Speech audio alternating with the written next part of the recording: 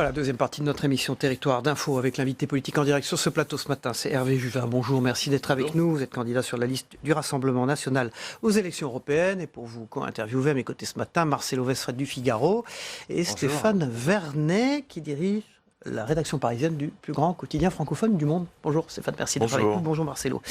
Hervé Juvin, on passe tout de suite à l'actualité. Depuis la Roumanie, en marge d'un Conseil européen, Emmanuel Macron, dit-il, fera tout pour empêcher le Rassemblement national d'arriver en tête. Moi j'ai une question toute simple. Est-ce que c'est un duel personnalisé avec Marine Le Pen, j'allais dire, qui recommence ? Alors très clairement, je ne le souhaite pas. Ce serait un hold-up sur cette élection européenne dans laquelle j'attends avec un peu d'impatience qu'on évoque vraiment les sujets de fond. Elle lui a répondu tout de suite. Il y a des sujets, hier au soir. Il y a des sujets à traiter sur l'Europe, il y a des sujets à traiter sur la France. Je crois que nous allons parler, il y a des sujets à traiter dans le monde, notamment les menaces d'effondrement écologique. Donc je déplore cette sorte de hold-up, ce match à deux, qui va priver les Français de débats de fond, qui ont raison d'être et qu'il est urgent d'avoir. Vous déplorez aussi la réaction de Marine Le Pen immédiate, juste après l'intervention d'Emmanuel Macron ? Cette réaction est totalement légitime. Emmanuel Macron se place sur un terrain d'affrontement, je dirais, quasiment personnel. Ce faisant, il prend un vrai risque politique, celui de fragiliser encore un peu plus une présidence bien vermoulue. Donc je comprends parfaitement la réponse de Marine Le Pen. Je regrette pour ma part que ce soit une fois de plus les questions de fond qui soient évacuées du débat. Puisque vous parlez de la réponse de Marine Le Pen, elle a dit s'il n'arrive pas en tête, si la liste de la République En Marche n'arrive pas en tête, le président de la République doit partir. Au nom de quoi ? Et la question peut vous être posée aussi, si votre liste, la liste du Rassemblement national, n'arrivait pas en tête, est-ce que Marine Le Pen doit en tirer aussi des conclusions ? Je ne ferai pas de plan sur la comète. Je ne sais pas qui va arriver en tête.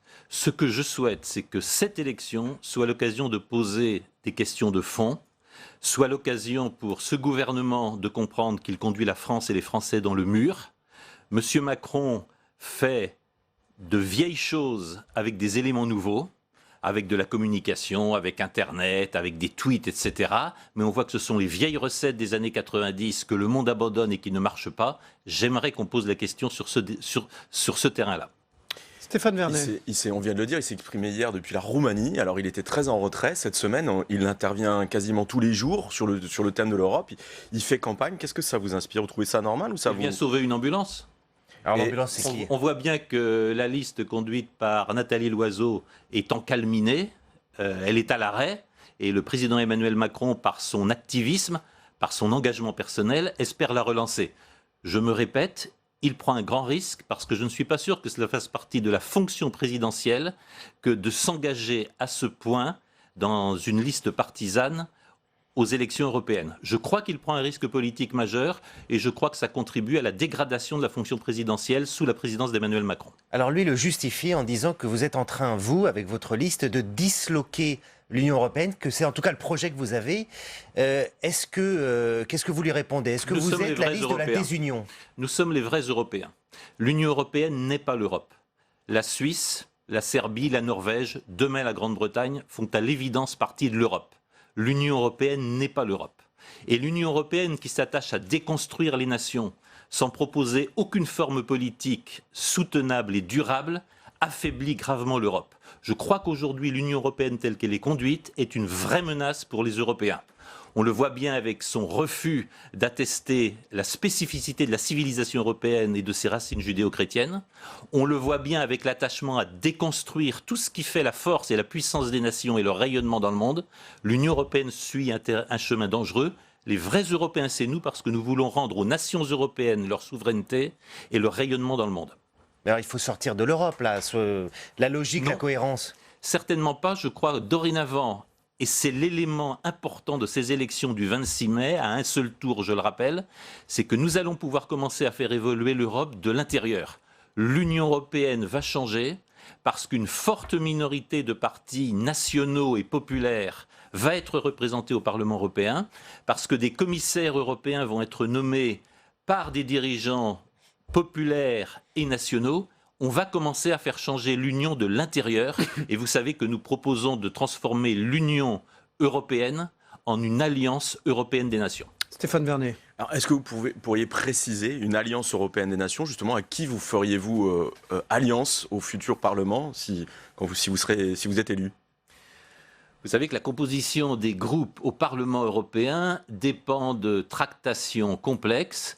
Vous avez naturellement suivi les opérations de Viktor Orban, mais très probablement, et je crois que ce sera l'objet d'un rassemblement européen important la semaine prochaine à Milan, très probablement est-ce que les partis nationaux, démocratiques et populaires vont travailler à constituer une grande alliance. Ils sont tous démocratiques, les partis avec lesquels vous travaillez à constituer une grande alliance? Nous allons parler de la démocratie, si vous le voulez bien. Nos démocraties sous l'égide de l'Union européenne font l'objet d'un coup d'État du droit. Dorénavant, des experts, des juristes et des magistrats estiment pouvoir bloquer la décision populaire, c'est-à-dire estiment pouvoir priver les peuples de décider de leurs lois sur leur territoire et de choisir leur destin. C'est le coup d'État du Conseil constitutionnel en France, c'est le coup d'État de la Cour européenne de justice. Ça n'est pas tolérable. Il faut rendre la liberté au peuple de définir leurs frontières et de choisir leur destin. Hervé Juvin, sur le fond, qu'est-ce que vous avez en commun avec certains de ces partis nationalistes? Par exemple, sur les travailleurs détachés, sur l'alliance avec les Russes, vous avez des tas de divergences de fond, par exemple avec les Hongrois, avec les Polonais. C'est le propre de tous les partis nationaux, c'est d'être enracinés, c'est d'être liés à une histoire longue, c'est d'être liés à des identités, et naturellement que l'expérience historique de la Pologne ou de la Hongrie avec la Russie n'est pas celle que peuvent avoir des Français, des Espagnols ou des Italiens. Mais aujourd'hui, le fait important, c'est que, et ce qui réunit tous ces partis nationaux, c'est l'agression que l'Union européenne réalise contre les nations. Hervé Juvin, c'est un terrain fécond d'alliance. Hervé Juvin, vous vous considérez comme populiste? Le mot vous va bien ou pas? L'étiquette a pour moi peu d'importance. Populaire, oui. C'est au peuple de décider de leurs lois sur leur territoire, de décider de la tenue de leurs frontières et de décider de leur destin. Ce mot vous gêne? Ça ne me gêne pas. Je sais bien qu'il est généralement employé de manière insultante ou infamante, mais je crois dorénavant que le mot populiste ne gêne plus personne. Et pour tout vous dire, je tiens plutôt à honneur de représenter ce que je crois être le peuple français, son identité et sa vocation à décider lui-même de son destin. L'euro. Est-ce que vous pourriez nous préciser la position du Rassemblement national par rapport à l'euro aujourd'hui? Alors, je vous préciserai d'abord ma position. Le Rassemblement national a constaté que le Frexit ou la sortie de l'euro n'était plus à l'ordre du jour, qu'elle poserait de graves problèmes, notamment aux Français les plus démunis, et que par ailleurs, on allait probablement pouvoir changer l'Union européenne de l'intérieur. Ma position personnelle dépend beaucoup d'un aspect géopolitique. Si les nations européennes, si l'Europe veut compter dans un monde qui est de plus en plus en train de se séparer entre la Chine et les États-Unis, on nous a vendu un monde multipolaire, il est en train de devenir bipolaire, nous devons disposer en Europe d'une monnaie internationalement reconnue, présente dans les réserves de toutes les banques centrales, avec laquelle nous puissions commercer, notamment sur l'énergie, sur les matières premières, et qui, chose plus importante encore, fasse l'objet d'un système de règlements internationaux imperméable au dollar et imperméable aux grandes oreilles de nos amis américains. Donc un système intégré, réellement intégré. Ça veut dire un système réellement intégré, ça veut dire un système qui permette à l'Europe d'être le troisième pôle d'un monde stable Hervé et en Juvin, paix. c'est votre position personnelle, vous l'avez bien précisé, preuve que ce n'est pas la position très claire du Rassemblement national sur cette question clé. Alors j'ai lu le manifeste publié par le Rassemblement national et présenté à Strasbourg voici 3 semaines. Vous aurez noté comme moi que le Rassemblement national dit que l'euro est notre monnaie, que l'euro dans sa forme actuelle n'est peut-être pas soutenable à cause de l'écart entre les excédents commerciaux majeurs de l'Allemagne et les déficits commerciaux insupportables de l'Italie, de l'Espagne et de la France. Ça veut dire qu'il faut faire évoluer la gouvernance de l'euro. Il y a d'autres points sur lesquels le Rassemblement national a changé d'avis? Je ne sais pas s'il a changé d'avis. Je crois que la composante écologique est devenue très importante. Je crois que la composante écologique, c'est-à-dire la préoccupation de notre cadre de vie, la préoccupation de conserver cette nature française si riche, si bienveillante, si amicale à la vie humaine, ça a probablement pris une place dans le manifeste et dans les préoccupations du Rassemblement national que ça n'avait pas nécessairement dans les années à venir. Il a été beaucoup question justement de biodiversité cette semaine. 1 million d'espèces menacées, hein, c'est ce que disent les experts de l'ONU. Mais on a du mal à identifier ce qui serait votre proposition, la proposition du Rassemblement national sur ce sujet de la sauvegarde des espèces animales. Je ne ferai pas d'appropriation partisane. L'écologie, c'est la science des systèmes vivants complexes. C'est une science. Je rappelle d'ailleurs, en ce jour de commémoration de l'esclavage, que le fondateur de l'écologie, c'est l'immense savant allemand Alexander von Humboldt, qui a été l'un des premiers abolitionnistes, qui a même plaidé auprès du président des États-Unis Jefferson en 1804, je crois, pour l'abolition de l'esclavage. C'est intéressant de le rappeler. L'écologie, c'est une science. Alors, dans votre programme, soyons précis, il y a un programme, donc des il n'y a pas mesures. d'appropriation. Mais qu'est-ce que vous proposez? C'est maintenant, là, vous adressez aux citoyens, vous dites votez pour nous. Qu'est-ce que vous proposez en la matière? Il n'y a pas d'écologie durable sans défense des frontières. Si la totalité de l'humanité devait se concentrer dans les zones tempérées où les écosystèmes sont favorables, riches, bienveillants et produisent en abondance, ces écosystèmes seraient détruits. Il n'y a pas d'écosystèmes qui vivent de manière durable sans séparation d'avec le milieu extérieur. En société politique, ça s'appelle les frontières. La deuxième chose, c'est évidemment la transmission. Maintenir un écosystème, pour nous, ça fait partie de la transmission familiale. Ceux qui sont les vrais écologistes sont attachés à transmettre à leurs enfants et aux enfants de leurs enfants ce qu'ils ont eux-mêmes reçu, beau, riche, vivant, divers, de leurs parents et de leurs grands-parents. Il y a une dimension de transmission familiale et identitaire très forte dans l'écologie. Et puis le troisième point, c'est le lien avec la nature. Quand je lis les déclarations de M. Emmanuel Macron, quand je lis sa lettre aux Européens, ça a à peu près la chaleur et la sensualité d'un tableur Excel. On sent bien que pour Emmanuel Macron, tout ce qui s'appelle la vie, tout ce qui s'appelle le spectacle de la nature, tout ce qui s'appelle les bonheurs gratuits donnés par le spectacle de la nature, tout ça ne compte pas. Ça doit se résumer à des chiffres, à des équations et à des algorithmes. C'est Hervé Juvin. C'est pas le monde dans lequel nous voulons vivre. Candidat sur la liste Rassemblement National aux élections européennes, qui est notre invité politique ce matin dans Territoire d'Info. On parlait tout à l'heure de l'abolition de l'esclavage, les différentes commémorations du 10 mai en France. Vous allez vous y associer, le Rassemblement National. Vous allez avoir des actions dans ce domaine. Est-ce que vous allez être présent? Je ne le sais pas, mais personnellement, je m'y associerai très volontiers. Vous savez que je suis un avocat de la diversité des cultures. L'esclavage est naturellement un drame d'immenses proportions. Je le relierai à ce qui se passe aujourd'hui. Nous ne disons pas suffisamment que nous sommes en train de voir renaître un trafic d'êtres humains aux deux bords de la Méditerranée, avec la complicité d'un certain nombre de gouvernements. Je pense à l'action conduite par la Turquie, mais surtout avec une complaisance inouïe de la part de l'Union européenne par rapport aux mafias. Il faut savoir que dans les activités criminelles, le trafic d'êtres humains, c'est dorénavant la seconde source de profit après le trafic de drogue. C'est quelque chose qui a considérablement provoqué. On cite des chiffres considérables, je ne sais pas les vérifier, mais c'est par centaines de millions de dollars que les trafiquants d'êtres humains aujourd'hui font des profits des deux côtés de la Méditerranée et entre la Turquie et l'Europe. Ces chiffres sont tout à fait considérables et ils situent bien une complaisance affolante à ce qui, je le répète, est le nouveau visage du trafic d'esclaves. Parce qu'on voit bien comment un certain nombre de multinationales et on voit bien comment un certain nombre de spéculateurs financiers seraient absolument ravis de détruire nos systèmes sociaux en important en masse des travailleurs capables d'accepter n'importe quoi. C'est quand même comme ça qu'on a ruiné une partie de l'agriculture française et notamment bretonne, les Allemands faisant un usage à peu près illimité de travailleurs détachés, notamment dans les abattoirs de porc, notamment dans un certain nombre d'activités agroalimentaires. Et c'est comme ça qu'on a détruit des pans entiers de notre agriculture en France. Hervé Juvin, dans l'actualité, il y a une décision historique hier du Conseil constitutionnel qui valide le processus du référendum d'initiative partagée sur la question de la privatisation d'Aéroports de Paris. Vous appelez à voter pour ce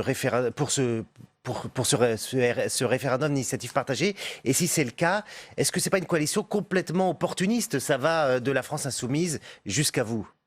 Non, il y a un vrai sujet sur la propriété de nos infrastructures, il y a un vrai sujet sur la propriété des sociétés qui exploitent des monopoles naturels. Je pourrais reprendre les thèmes des autoroutes, vous avez celui des aéroports, je pourrais penser demain à celui de la Poste ou de la SNCF. Nous plaidons pour une forme coopérative de propriété. Les formes coopératives de propriété qui veulent que les associés d'une entreprise votent, non pas selon le capital investi, mais un homme, une voix, nous paraît le moyen de rapprocher les Français de l'économie française et de leur rendre la propriété de leurs biens communs et de leurs biens publics. C'est ce que nous proposons pour Aéroports de Paris. Si Aéroports de Paris doit être privatisé, que ça devienne la propriété de tous les Français qui le veulent, qu'ils soient les associés de leurs biens communs. Stéphane Vernet. Il était question avec il est question avec cette privatisation et d'autres d'alimenter un fonds pour l'innovation à hauteur de 10 milliards. Ça, par contre, ça vous paraît une bonne idée ou pas, ce fonds?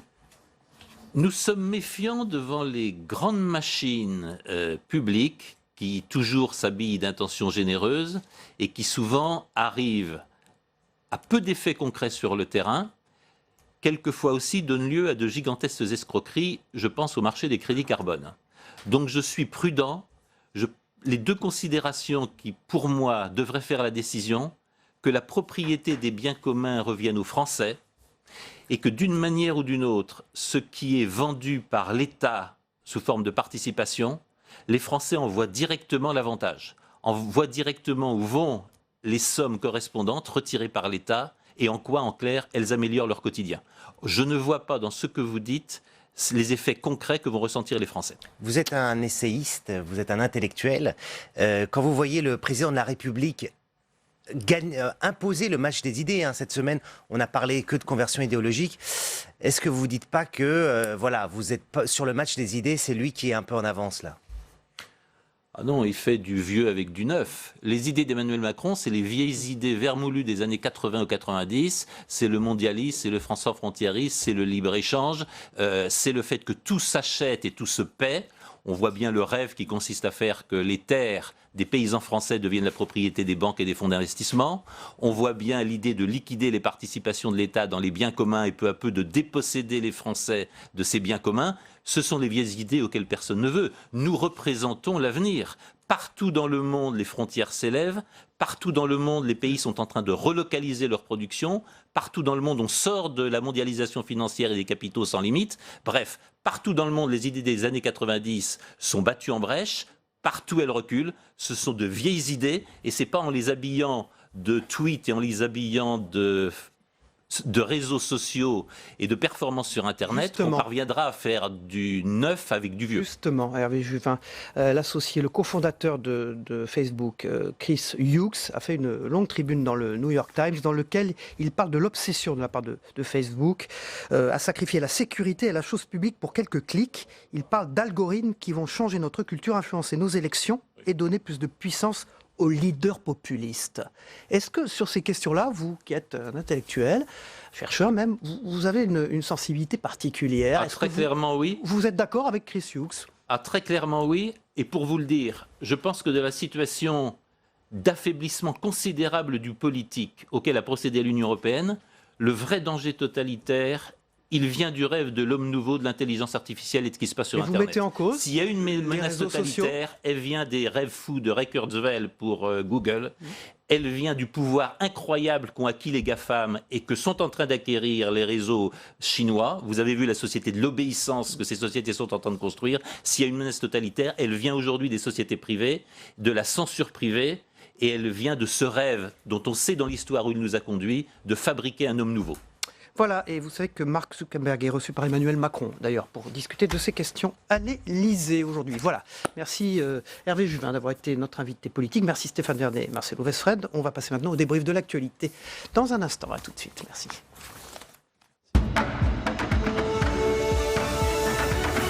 D'avoir été notre invité. Hervé Juvin quitte ce plateau, font leurs entrées à nouveau d'ailleurs, parce qu'ils étaient là dans la première partie de cette édition. Michel Richard, éditorialiste au Point. Et Luc Laventure, qui dirige Outre-mer 360, une télévision et un site internet consacré aux Outre-mer. Ils sont 13. On va tout de suite revenir sur les élections européennes, puisque nous avions donc un candidat aux élections européennes sur la liste, dont le profil est différent par rapport aux gens naturellement, j'allais dire, présents sur la liste du Rassemblement national. C'est un chercheur, c'est un intellectuel, c'est un économiste, Michel Richard, Hervé Juvin. Absolument, oui. D'ailleurs, on voit Il a d'ailleurs une sensibilité un peu différente, un peu décalée. J'allais le dire, notamment sur le rôle de l'euro. Oui. On voit bien qu'il ne dit pas exactement ce que dit son parti. Alors, comprenne qui pourra. Mais, si vous voulez, je pense qu'il y a chez lui, tout intellectuel soit-il, comme dans son parti, un hiatus entre la conversion à l'euro et, pour ce qui le concerne, lui, une véritable adhésion. Ce n'est pas une conversion forcée.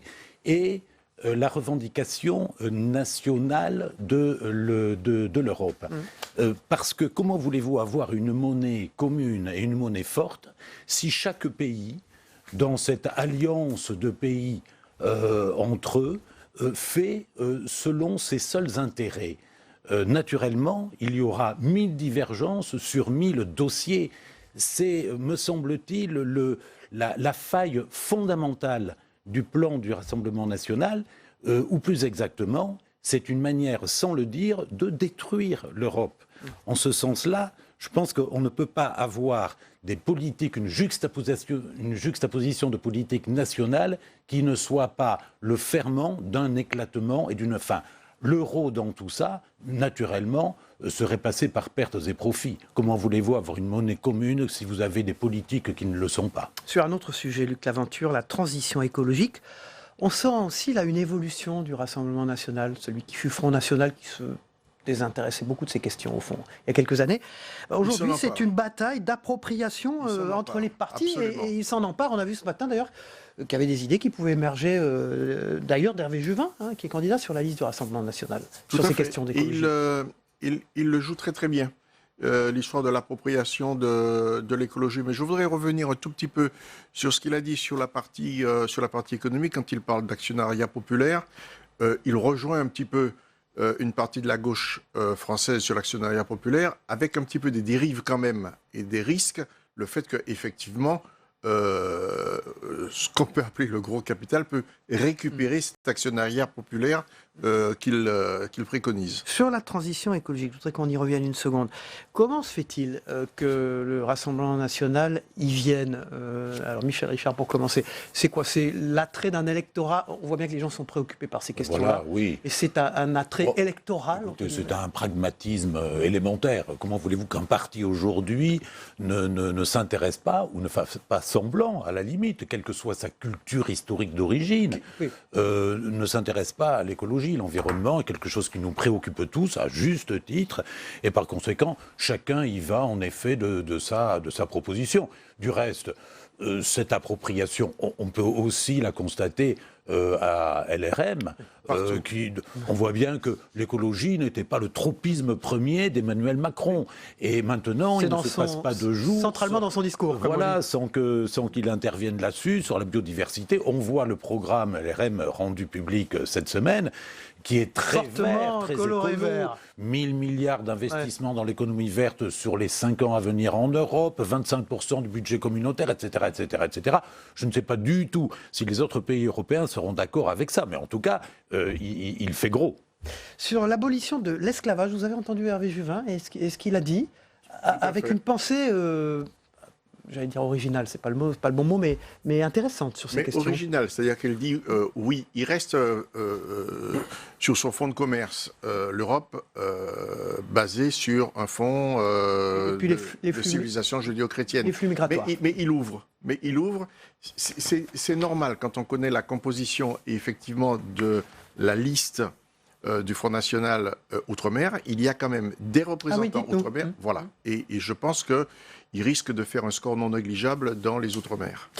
Un petit mot sur ces réseaux sociaux. Vous avez vu, on est revenu en fin d'interview là, donc avec Hervé Juvin sur la longue tribune dans le New York Times de Chris Hughes, qui était l'associé donc de Mark Zuckerberg. Il a vendu ses parts de Facebook en 2012. Il est devenu évidemment milliardaire.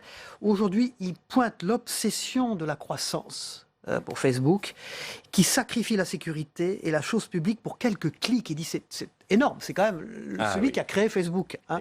Emmanuel Macron reçoit d'ailleurs Mark Zuckerberg à l'Élysée aujourd'hui. Il dit les algorithmes vont changer notre culture, influencer nos élections et donner plus de puissance aux leaders populistes. C'est extrêmement inquiétant. On n'en parle pas assez. On voit Emmanuel Macron derrière vous avec Mark Zuckerberg. C'était une première rencontre qu'on voit là. Il le revoit aujourd'hui.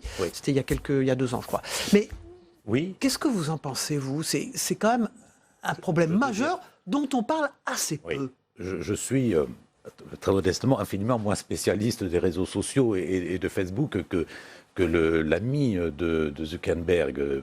Chris Hughes. Chris Hughes. Mais je pense que, évidemment, Influencer les élections, il je dit. pense qu'il a raison. Favoriser les leaders populistes. Oui, car il y a des tas de possibilités de manipulation, plus ou moins visibles ou invisibles, sur tous ces réseaux sociaux. C'est tout le problème des datas qui emmagasinent. Les datas, il faut dire, hein, c'est des données qui sont des emmagasinées sur vous. Voilà. C'est-à-dire les modes de consommation que vous avez, les sites sur lesquels vous cliquez, les commandes qui que vous faites. trace votre profil au fond. Voilà. Hein, donc votre vous avez profil un numérique. profil à la fois idéologico-consuméro, etc., La santé. La santé, bien sûr. Et donc, à partir de là, naturellement, on vous envoie des messages publicitaires de plus ou moins raffinés qui peuvent effectivement vous influencer et vous enfermer dans votre cocon, dans votre profil. Au lieu de vous ouvrir, ce qui est après tout le grand avantage d'Internet, ça peut vous recroquevouiller dans votre Oui, mais je pense qu'il ne faut pas avoir peur de tout cela. C'est un peu Pas que peur, mais un peu. Oui, mais... Enfin, aujourd'hui, il n'y a pas beaucoup de régulation. Oui, mais Et il ne peut pas y en avoir. Il ne peut pas y en avoir. Il n'y en aura jamais. C'est comme toute découverte. Que ce soit la découverte de l'automobile, que ce soit la découverte des vaccins. Et après, tout le monde dit, attention, grand danger. C'est vrai que l'open data, les data en général, peuvent nous permettre de suivre à la trace ce que chacun de nous fait à tout moment. Mais je pense que c'est important. Il ne faut pas leur donner une puissance exagérée. Mais je pense que ça peut permettre aux politiques, notamment, de gérer les questions de santé, les questions de mobilité, les questions de migration. Luc Laventure, tout ça, c'est américain avant tout. Les grandes entreprises présentes dans le numérique, elles sont américaines. Les grands réseaux Mais est-ce que cette américains. civilisation, mais est-ce que cette civilisation n'est pas une civilisation américaine latine en décadence et le monde libéral américain prend le pas sur tout cela? Oui. Ça donne quoi? Ça donne des élections américaines influencées par un animateur de télévision, ancien milliardaire, qui devient président des États-Unis. C'est la conséquence aujourd'hui de ça, Michel Richard? Non, c'est la notion de l'information. Pardon, Très vite, Cyril. parce qu'il faut qu'on s'arrête. Non, mais c'est la notion de l'information. Quel était le plus grand communicant? Ça a été César avec la guerre des Gaules. Michel, une seconde, parce qu'il faut qu'on conclue. Oui, je ne sais pas si Trump est le seul produit des réseaux sociaux et des Facebook et autres Twitter. Je ne pense pas qu'il n'y ait que ça. Mais enfin, il tweet beaucoup. Oui, il tweet beaucoup, sûrement trop. C'est pas le seul. Mais naturellement, il y a de ça dans la constitution des opinions mondiales. Merci. Michel Richard, éditorialiste au Point. Luc Laventure, qui dirige Outre-mer 360. On va regarder ensemble, messieurs, le Zap Matin de Christophe Combarieux, ce qui s'est passé dans les autres matinales d'infos chez nos confrères. Et puis ensuite, on retrouvera un invité que vous connaissez bien. Luc Laventure, c'est Victorin Lurel, le sénateur socialiste de Guadeloupe, qui sera notre invité. Dès qu'il s'agit de promettre, dès qu'il s'agit d'être en campagne, il est parfait. Mais ça, c'est prendre les Français pour des imbéciles et c'est renvoyer à l'échelle européenne les mesures qu'il n'a pas le courage de prendre à l'échelle française. Et Yannick Jadot, il voudrait être le pape d'une église de l'écologie et il dit lui-même que ces combats, il les a perdus. Moi, ce que je veux, c'est une écologie de solution, une écologie utile. Nathalie Loiseau, elle était ministre de l'Europe. Elle s'est battue pour que la décision que nous avions arrachée pour interdire l'huile de palme, qui participe de la déforestation en Indonésie, en Malaisie, pour interdire l'huile de palme qui sert Total dans son usine de la Med, elle s'est battue contre le Parlement européen. Êtes-vous tête de liste, Monsieur le Président? Non, je suis clair depuis le début sur ce sujet. Je ne crois pas que ce soit la bonne manière, sauf à faire des vraies listes transnationales européennes. Dans la présentation du programme qui a été fait par La République En Marche, il y a des oublis qui sont saisissants. Le terme de civilisation n'est jamais employé. Nous, on se bat pour que nos racines chrétiennes soient inscrites dans les traités de l'Union européenne. Je crois que nous avons besoin de tout, sauf d'avoir le Rassemblement national en tête. Et donc, je mettrai toute mon énergie pour que le Rassemblement national ne soit pas en tête. Quand il va en Roumanie au sommet européen, plutôt que de se consacrer au gros dossier en cours avec ses collègues, chefs d'État ou chefs de gouvernement, il attaque le Rassemblement national. Ça en dit long quand même sur une forme de fébrilité à l'approche du 26 mai. C'est le match que M. Macron veut installer, comme Mme Le Pen d'ailleurs. Et moi, ce match me paraît à la fois artificiel et dangereux pour l'Union européenne. Il va faire un meeting bientôt ? Ah, c'est la grande question que posent tous les journalistes. Écoutez, c'est lui qui l'annoncera s'il souhaite le faire. Moi, je serais ravie qu'il le fasse. De grâce, si vous voulez que les gens aillent voter, que les Français aillent voter, eh bien, ne limitez pas la vie politique à ce seul duel, parce que ça, c'est un duel de second tour que d'ailleurs les Français ne veulent pas revoir en 2022. Il met aujourd'hui tout son poids dans la balance. Alors, ça devient donc un référendum pour ou contre Emmanuel Macron, cette élection européenne. J'accepte cela. Mais dans ces conditions, il faut qu'il fasse comme le général de Gaulle. S'il perd cette élection, alors il devra partir. Vous arrivez deuxième. Est-ce qu'elle aussi devra en tirer les conséquences? Il ne vous a pas échappé que Marine Le Pen n'est pas présidente de la République. Nous avons été battus lors des élections présidentielles. Et nous en avons tiré un certain nombre de conséquences. À la tête du parti. Voilà, troisième partie de cette édition dans un instant qui démarre avec Territoire Sénat. A tout de suite.